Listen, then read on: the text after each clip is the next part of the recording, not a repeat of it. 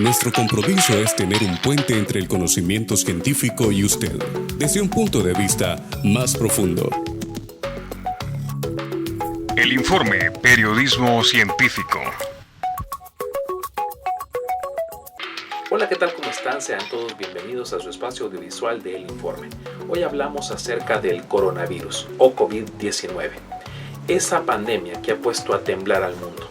Hablamos de toques de queda, aeropuertos cerrados, muchas personas infectadas, incluso fallecidos. A la par de esto, hay pseudociencia y también desinformación. Desde este espacio vamos a hablar acerca de cómo identificar y cómo cortar esa racha en los medios de comunicación para que no afecte el trabajo y la necesidad y derecho que tenemos todos de conocer la verdad, cómo prevenirlo y cómo tratarlo.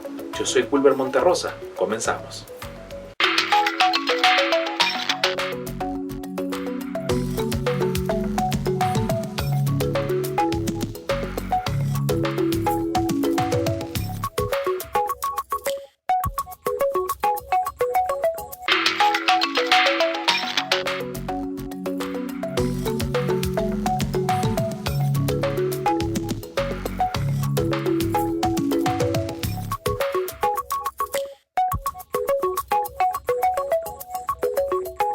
Las pseudociencias se hacen de su espacio en medio de la sociedad a partir de las necesidades de las personas, quienes agobiadas muchas veces están desesperadas por obtener respuestas inmediatas.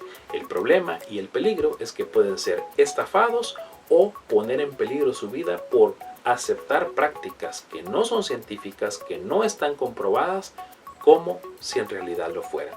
Aparte, en nuestra sociedad y en nuestro tiempo, estamos constantemente siendo bombardeados de distintas noticias en nuestros dispositivos, en las tablets, en las computadoras, en los móviles mismos, y no hay un filtro para saber si esa información es real o no.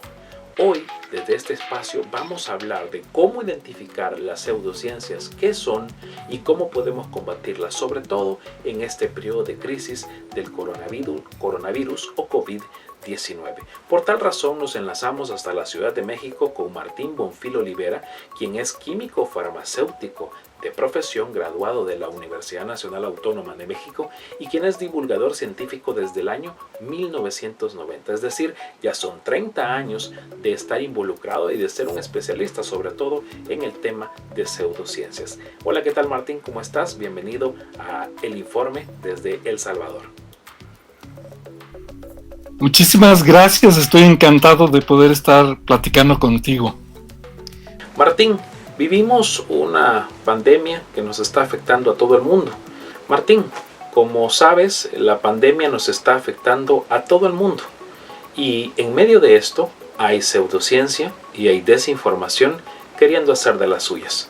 Por lo tanto, pues queremos saber tu opinión acerca de esto.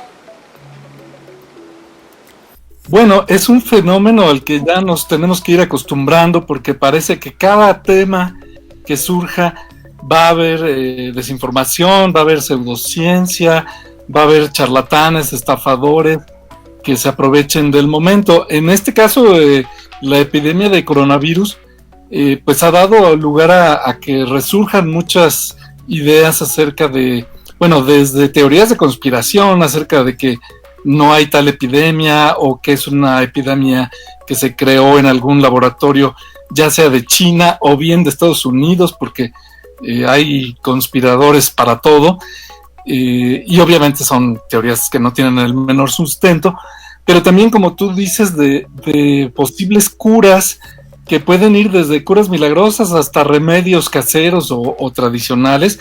Yo no sé en este momento en El Salvador qué noticias estén circulando, porque conforme la epidemia o la pandemia va avanzando a través del mundo, los distintos países van pasando por distintas fases, ¿no? Primero de rechazo, de incredulidad, cuando todavía no hay ningún caso. Luego empezamos a tener casos, como ya los tenemos en México, y luego empieza a aumentar el número de casos y llegan las primeras muertes y bueno, la gente se va dando cuenta de que la epidemia es un problema real y que hay que combatirla pues primero tal vez se recurre al pensamiento mágico y estas creencias, pero luego se va uno dando cuenta de que la única alternativa razonable es hacerle caso a las autoridades. En México te puedo decir que circularon algunas desinformaciones pues tan absurdas como que pudiera uno consumir cloro, hipoclorito de sodio, ¿no? Lo que se usa para limpiar los pisos, o bien que se pudiera uno rociar estos desinfectantes como tipo Lysol alrededor del cuerpo, lo cual tampoco es recomendable en absoluto. Hasta la idea de que consumiendo bicarbonato te podías proteger del virus, que si tomabas mucho té caliente todo el día, la temperatura de tu cuerpo podía subir y que como el virus a cierta temperatura se inactiva, pues esto te protegería. En fin, este tipo de consejos bastante absurdos. Yo no he visto todavía gente que ofrezca remedios milagro contra el coronavirus, pero no dudo que pronto los va a haber. Aquí en El Salvador ha circulado o está circulando una imagen que sugiere o prácticamente da por sentado que hacer gárgaras de agua con limón y sal te pone inmune del coronavirus o incluso puede matar ese virus y esta pandemia que nos afecta. Ese es un ejemplo de muchos de lo que circula como pseudociencia y como desinformación. Bueno, no creo que a nadie le haga daño tomar agua con sal y limón, pero definitivamente no te ayuda a protegerte en absoluto del coronavirus.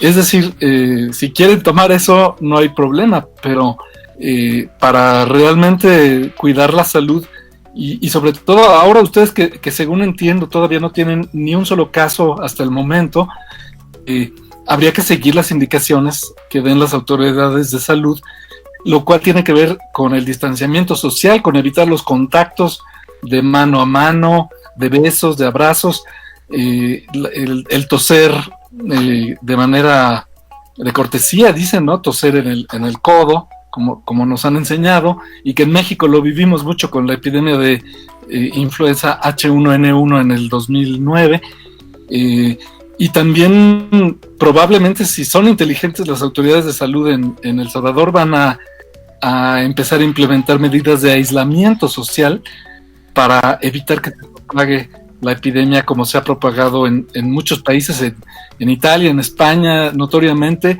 y ya está empezando en México a propagarse.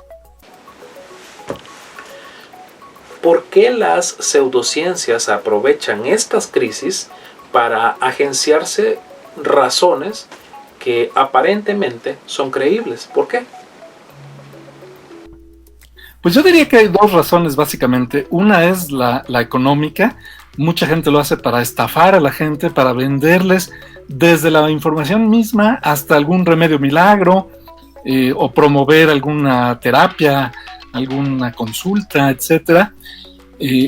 Pero lo triste es que hay otra razón que quizás sea más poderosa todavía, que es esta extraña tendencia que tenemos los seres humanos, al menos en la actualidad, a desconfiar de las autoridades, a desconfiar de la información que nos llega real y confiable, y a siempre querer encontrar algún misterio, alguna conspiración detrás de eventos, sobre todo cuando son eventos tan disruptores, tan impactantes, tan angustiantes como lo que estamos viviendo ahora, que es una pandemia que está realmente asolando al mundo, y es algo que creo que la gente de nuestras generaciones y más jóvenes pues no habíamos vivido jamás. Entonces es natural que uno se resista a creerlo y que tenga una tendencia a aceptar otras explicaciones, y en ese caso pues nadie gana, simplemente se propaga la desinformación porque uno prefiere creer eso, prefiere creer que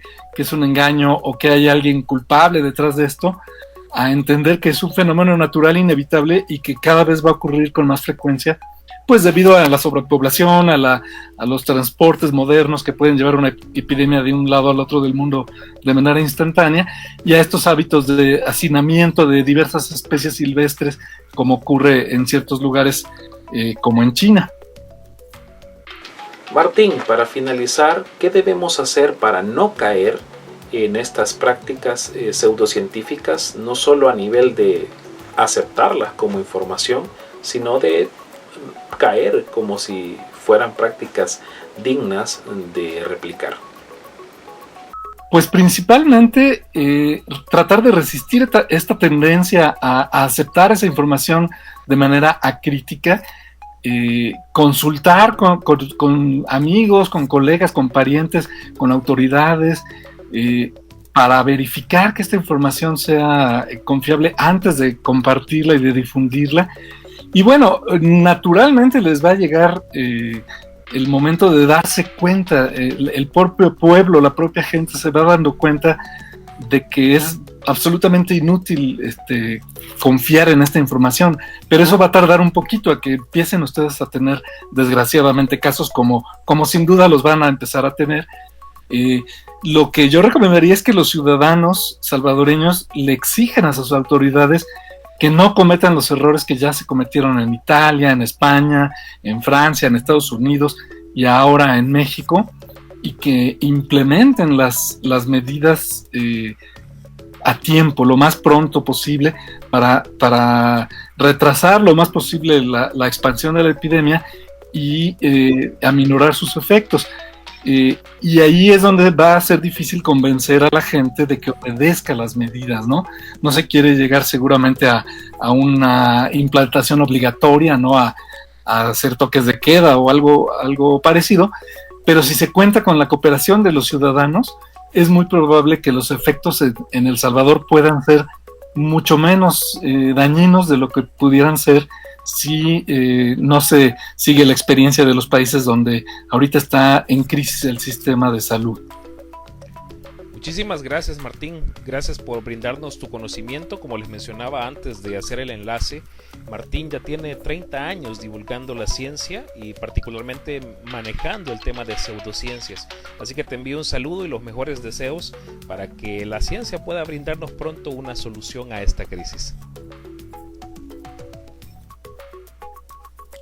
Y yo te agradezco mucho, querido Wilbert. Yo creo que la solución, más que de la ciencia en este momento, va a venir de que los ciudadanos de los diversos países nos demos cuenta de que hay que obedecer las indicaciones y seamos responsables.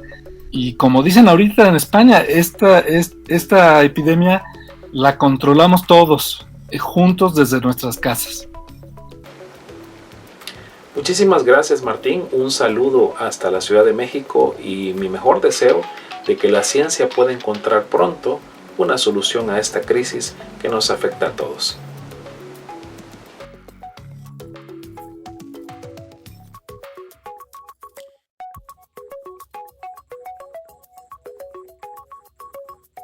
Bien, ha llegado el momento de hacer un enlace con una colega periodista, en esta ocasión con Nelly Toche, quien es periodista de El Economista, un prestigioso medio de comunicación en México especializado en esos temas financieros, y también es corresponsal de nosotros, del Informe.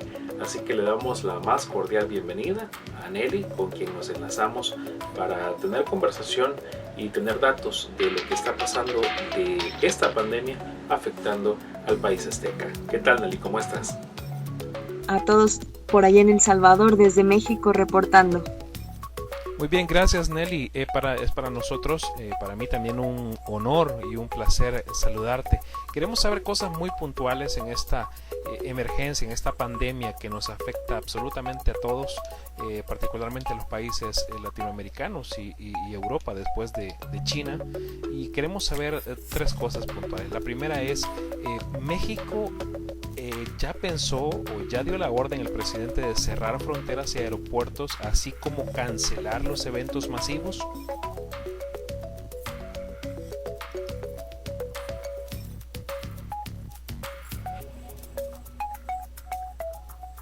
Claro, Will, esta es una oportunidad para América Latina para saber cómo vamos a reaccionar después de que tuvimos la oportunidad de ver lo que hizo China, lo que hacen ahora países europeos. Tenemos, si bien no podemos parar el coronavirus, sí tenemos una ventaja considerable, y en ese sentido los países latinoamericanos se están preparando. México también lo ha hecho, sin embargo, no con las medidas restrictivas que hemos notado en otros países. En México las fronteras no se han cerrado y además tampoco los aeropuertos. Estos siguen funcionando, aunque con nuevas medidas. Las aerolíneas ya han anunciado medidas en donde los vuelos van a llevar mucho menos gente, las revisiones serán más exhaustivas. Sin embargo, hasta el momento no se ha prohibido la entrada y salida de connacionales, así como de personas extranjeras. Te comento que una de las medidas más drásticas que se han tomado o que se han anunciado es el plan de sana distancia. Este plan empezará a partir del 23 de marzo. Y la idea es que las personas no nos acerquemos en un radio de 1.5 a 2 metros de distancia. Y claro, esto también conlleva que las escuelas cierren. Las escuelas van a estar cerradas, algunos organismos de gobierno, y se pidió de manera muy puntual que empresas que no lo requieran puedan hacer home office, trabajo desde casa. Eso va a ser un trabajo específicamente de cada empresa, pero sí se ha pedido de manera muy puntual que se tomen estas medidas. Es importante mencionar, Will, que esto no es de manera obligatoria. Esto todavía es una medida que se hace a la población exhortando para que todo salga bien, pero no es una medida obligatoria. Nelly, entendemos que México es una entidad federativa y como tal sus 32 estados tienen cierto grado de autonomía. Queremos saber cómo están acatando las medidas de salud, es decir, ¿hay una sola cabeza quien está guiando toda la política de salud o cada estado tiene sus propias medidas sanitarias y sus variantes respecto de la latitud y la región en la que se encuentra? Quisiéramos si nos podés explicar eso para tener un mejor panorama de cómo se maneja la situación, si es a nivel general o cada estado con su autonomía pues toma sus variantes. Tenemos, si bien una cabeza en el poder federal, cada estado, cada entidad está tomando sus propias iniciativas, todos en función de lo que Presidencia ha establecido a través de la Secretaría de Salud.